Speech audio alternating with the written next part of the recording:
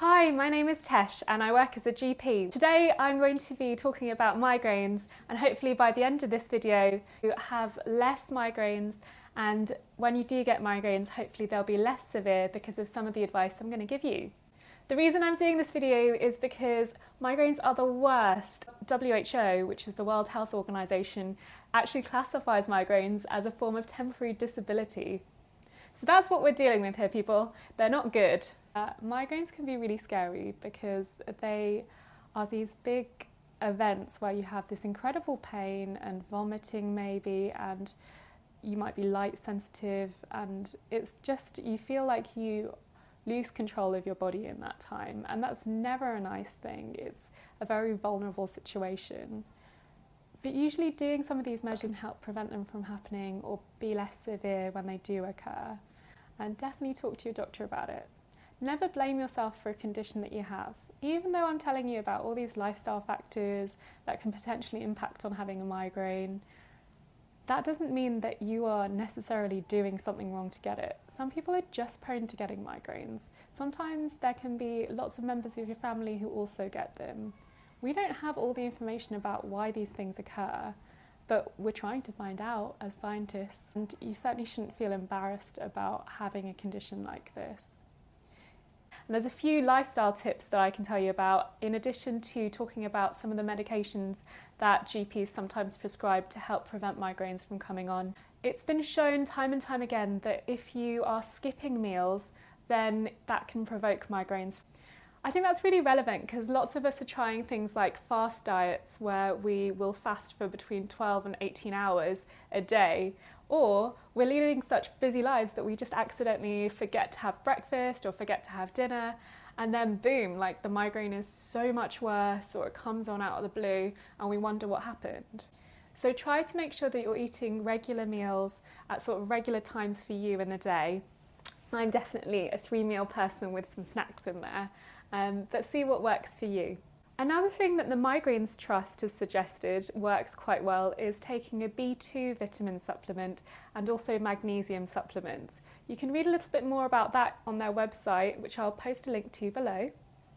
I guess the fact that taking vitamin supplements has been shown to reduce migraines tells you a little bit about how intrinsically lifestyle is linked to migraines.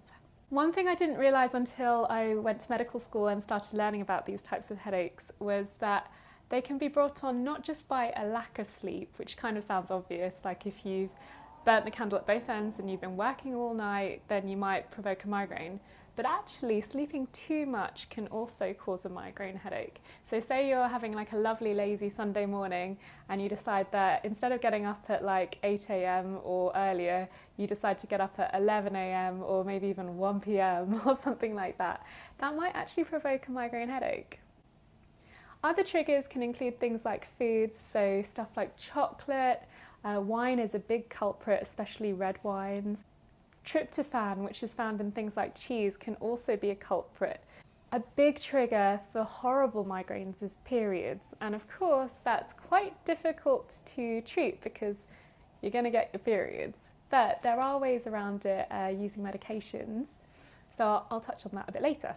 If you're getting migraine headaches more than once a month, or you are getting headaches that are meaning that you can't actually go to work for a few days a month, or you're scared all the time that they're going to come on, and so it's kind of really having this massive impact on your daily life, having the migraines, then it's worth talking to your family doctor and seeing if they're willing to try you on a preventative medicine. There are different types of preventative medicines for migraines. The most common type of medication that I see prescribed for migraines is called propranolol. Now, that was originally a blood pressure medication, but they found that people who were taking it got less migraines. We don't know how it works to prevent the migraines, but it can be very effective. Another blood pressure medication that's been shown to be really helpful in migraines is called candesartan. And we don't know why this impacts on getting them, but it has been proven in big studies to help prevent migraines for a lot of people. There are other types of medications which are arguably a lot stronger, so anti-epileptic medications, things like topiramate, which could be prescribed, but often you need to have seen a neurologist, so a brain specialist, before that sort of thing is embarked upon. Sometimes family doctors are increasingly using them. Now, another class of medications that can help with certain types of migraines is actually antidepressants. So SSRIs like citalopram or fluoxetine can sometimes be prescribed for off-license use.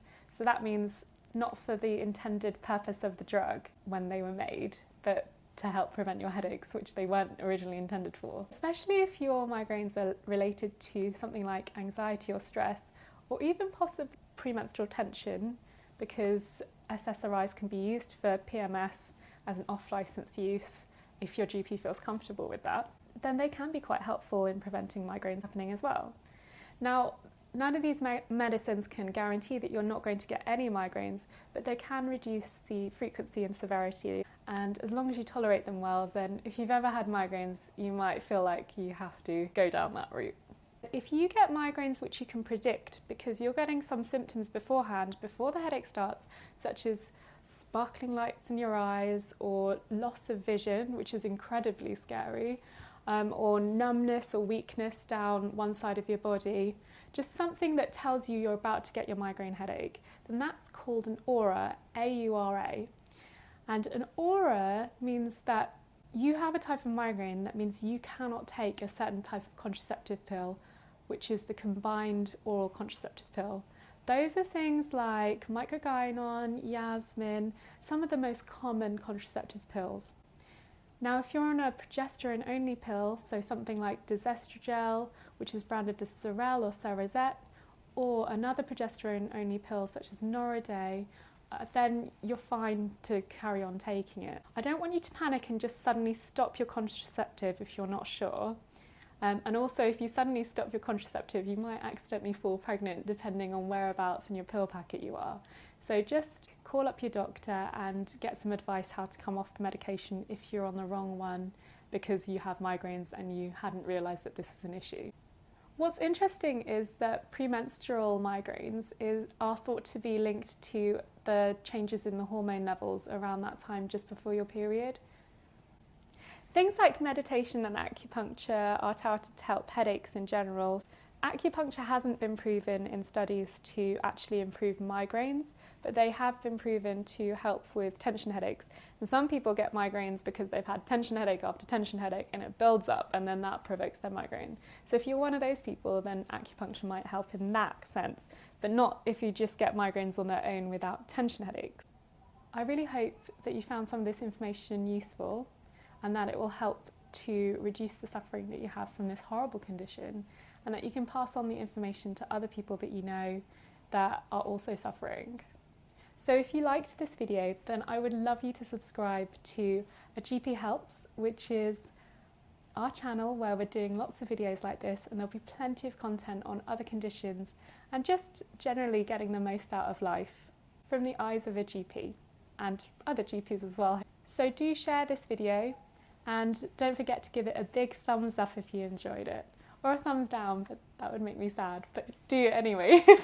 I guess I need to know. So pop your comments below and I will see you later. So have a very happy and healthy day. Bye.